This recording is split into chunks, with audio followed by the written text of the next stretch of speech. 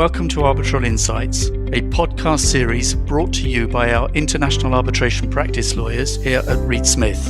I'm Peter Roscher, Global Head of Reed Smith's International Arbitration Practice. I hope you enjoy the industry commentary, insights and anecdotes we share with you in the course of this series, wherever in the world you are. If you have any questions about any of the topics discussed, please do contact our speakers. And with that, let's get started. Welcome back to another episode of Arbitral Insight. I'm Clément Fouchard, partner in the International Arbitration team at Reed Smith. Today, I'm very happy to have Paul-Jean Lecanoux with us to discuss some issues regarding investment arbitration in Africa, a perspective from an institution. Paul-Jean, I will say a few words about you. So, hi, hello, thank you for joining us. Hello, Clément. So you are a senior counsel and team leader at the International Center for Settlement of Investment Disputes, ICSID, and you worked there for over 10 years, and having been focusing on several world regions, especially Africa, which will be the topic of today's episode. And you are also co-founder of AFRICAB, a non-profit organization with a focus on the promotion of arbitration in Africa. And you are also currently its co-president. In addition to that, you are also a member of the advisory council to the Africa Arbitration Academy, which is another African organization that has been extremely active on the continent and beyond. So let's start with some background information related to our today's topic. Paul-Jean, could you maybe put things into context and give us an idea of the African participation in ICSID proceedings? Thank you, Clément. Thank you for the introduction as well. So I think it's fair to say that African states have been key participants in the ICSID dispute resolution system from the beginning. They had a very active role in the negotiation and drafting of the ICSID Convention and then its entry into force. High-profile African jurists like Attorney General Elias of Nigeria participated in those negotiations and regional consultative meetings. And importantly, 15 of the necessary 20 ratifications for the ICSID Convention to come into force came from African states. So Tunisia, for example, was the first state to sign the convention, and Nigeria was the first to ratify it. Now, in addition to that, African states were often the first to test the provisions of the convention, partly because there were more African member states than states from any other region at the beginning.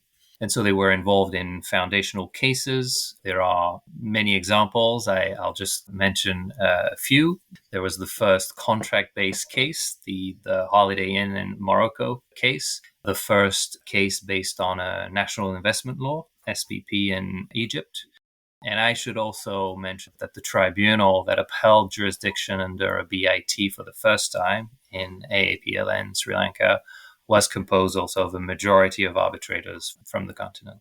So now today we have 46 African member states. That means that they account for close to 30% of all African member states. And that means also 30% of the vote on the Administrative Council of ICSID. That's the governing body that votes on a number of things, including the adoption of new arbitration rules. And I should probably mention that Angola is the newest state signatory to the ICSID Convention. Angola signed on the 14th of July 2022. Very recent news. Yes, yes, indeed. And we continue to receive expressions of interest from states, including from the African region. Okay, and so this is a sort of really the background against which we can continue to discuss. What about the caseload? Do you have statistics to share so that we understand a bit more precisely the weight of the African continent in your activity? Yes, and I'll try not to drown you in figures. If we look up to December 31st of last year, The center had registered 870 cases under the ICSID Convention and additional facility rules.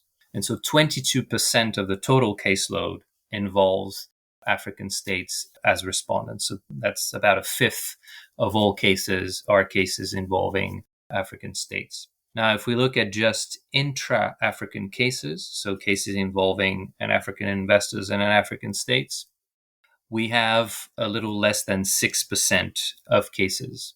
And so these are the broad figures, if you will, when you look at the caseload. And if you look at the basis of the consent, because I know that you are also following that at ICSID. Yes, that's right. And here again, I think it's particularly interesting to look at the global level, the cases involving African states, and then the intra-African caseload, because it reveals a distinguishing feature, I think, of cases involving African parties. If you look at the global caseload, you'll see immediately the dominance of treaty-based arbitration. Over 75% of cases are based on investment treaties. And the rest, so 15% of cases are based on investment contracts and 8% on investment laws of the host state. Now, if you focus just on the cases involving African states, the distribution is different. There are less cases based on investment treaties. They account for about 50% of the caseload, and more cases based on dispute resolution provisions in contracts and investment laws. In particular, you have 36% of cases based on investment contracts. Then, if you look at this narrower pool of cases, intra-African cases, the difference there is even more striking. You have only 32% of cases based on treaties and 46% based on contracts and 22% on investment law. So you really have, as I said here, a distinguishing feature of cases involving African parties. Now, there's, I think, an important point to make, and that's perhaps one of the explanations for this difference. Several studies have shown that among the BITs, the bilateral investment treaties concluded by African states, there is a far greater share of treaties concluded with non-African states than there are intra-African BITs. And similarly, there's a greater share of BITs with non-African states that are in force than there are intra-African BITs in force. The share of intra-African BITs in force has not reached 30%. And so that would explain why the caseload based on treaties is significantly lower than the global figures that we've just discussed. Thank you. It's always interesting to have the figures and then to interpret them and distinguish what are the trends or the explanation, the sort of underlying explanation. So thank you for this insight. Now, I mean, we know that in 2022, there's been a very big news at ICSID with the entry into force of the 22 amended rules, which went into effect on the 1st July. So maybe having a member of the team with us, I cannot resist to ask you to briefly describe those new features and what are the main objectives followed by the new rules. That being said, I must say that we will also cover this specific issue in another episode, in another podcast. So that's for the listeners. Do not worry if Paul-Jean keep it short today, because there will be more to come. So yeah, Paul-Jean, in a few words, what's new? Yes, thank you, Kim. I'll try to be brief. First of all, I think it's important to have the overriding goal in mind. That was really to modernize the process and ensure that it stay fit for purpose over the next decades, while at the same time maintaining the strengths of the existing system. So that meant incorporating a lot of the best practices and lessons that we have learned in case administration, And it also meant that we had to respond to some of the concerns raised in the public discussion on reform of ISDS. So with that in mind, the rules had four main objectives. One, offering a broader range of options, of methods for investment dispute resolution. I'll just mention two examples. The first one, so a new set of mediation rules has been adopted. There was very broad support from member states throughout the amendment process for the adoption of these mediation rules. These mediation rules, I think, are relevant in several ways, including to African states. One of them being that African states are parties to treaties that expressly provide for mediation.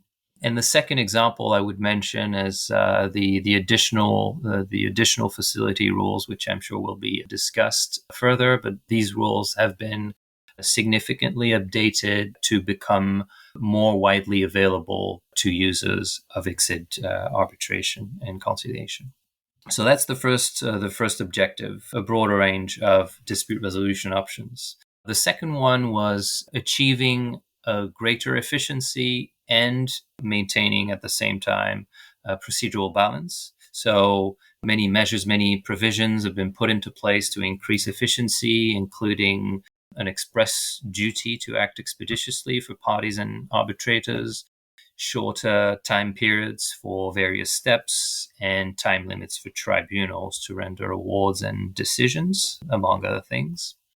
We also have new provisions on consolidation and coordination and security for costs, and these are examples of how efficiency and procedural balance can go hand in hand. The third objective was the strengthening of provisions to avoid conflict of interests. So we did this in three ways mainly: expanding disclosure obligations on the part of arbitrators. Secondly, requiring that parties disclose the name of non-parties providing them funding in the proceeding, what is commonly referred to as third-party funding, or TPF. And thirdly, updating the disqualification procedures. Finally, the fourth objective, the last one that I will mention, was increasing transparency of proceedings. And the main goal there was really to increase the level of transparency where it would most affect or benefit the creation of a stable and consistent jurisprudence. So the focus was really on making all awards and decisions publicly available. And you mentioned the broad support of the member states in this process. How did the African states react to that, their participation or their engagement? So I have to say that there was broad participation pretty much from all world region, really to achieve this, because this started at the end of 2016, beginning of 2017. And there were two guiding principles: participation by states and other users, and transparency. And so we had working papers explaining the amendment proposals, comments made by states and the wider public. All of these were published on the ICSID websites. Meetings were held with the states to discuss the proposed rules. And this is how step by step, a consensus was built. And African states participated in those meetings. The African Union joined also the meetings as an observer. Many commented in writing, and so this whole process was particularly constructive. And it's because the participants, the member states in particular, knew that this was something important. ICSID administers a large majority of investment cases, and as I said earlier, African states are involved in about a fifth of those cases. So it was really a meaningful exercise. Thank you. Thank you for sharing also this insider view of the process. Now, turning to really the continent and what's going on there in the investment field, have you seen, or are there any trends that you can discern in recent intra-African treaties? And do they echo with some of the trends that you have highlighted within the ICSID recent reform. So is there any common trends we can see? We know, obviously, and you will mention the AFCFTA. Well, we know that negotiators of that free trade agreement have actually looked at other treaties as an inspiration. So can you see any trends here? Yes, thank you, Clément. I think it's fair to say that there has been a lot of treaty making activity, a lot of initiatives, at least in the past 15 years, coming from the continent and African states. If we try to discern some of the trends, because there are several, but perhaps one of them would be the strong emphasis placed on balance. And by that I mean balance between the rights and obligation of host states on the one hand and investors on the other. You see also increasingly references to sustainable development as an element to be taken into account to strike that balance. In terms of substantive rights and obligation, this search for balance has meant, according to various commentators, more detailed, circumscribed obligations for states, but also express obligations for investors in treaties. And in terms of procedural rights, I think it's also fair to say that we also see an interest in a broader range of methods. I was mentioning mediation earlier as an example, and we see express references to that in more recent treaties. And so instruments such as the 2007 Common Market for Eastern and Southern Africa Investment Agreement, the COMESA Agreement, or the 2016 Pan-African Investment Code are examples. And these in turn were said to have provided some inspiration for the experts and negotiators working on the investment protocol to the African Continental Free Trade Area, the AFCFTA. So the AFCFTA is a major continent-wide treaty initiative. One of its key objectives is to create a single market to deepen economic integration on the African continent. It's been described as being meant to be the single rule book for trade and investment. These are the words of the Secretary General of the AFCFTA Secretariat. And I know that the AFCFTA has also, as you said, an investment side, and that the protocol is actually under negotiation. Last April, some version of a protocol has been leaked or has been at least published on internet. So, looking at this draft, does it confirm the trends that you have highlighted, and if yes, in what extent? Well, there are certainly some commonalities between the ICSID amended rules, the 2020 rules, and the procedural provisions of this zero draft or initial draft protocol published back in April. So balance, for example, that's one of the objectives stated in the preamble to the draft protocol.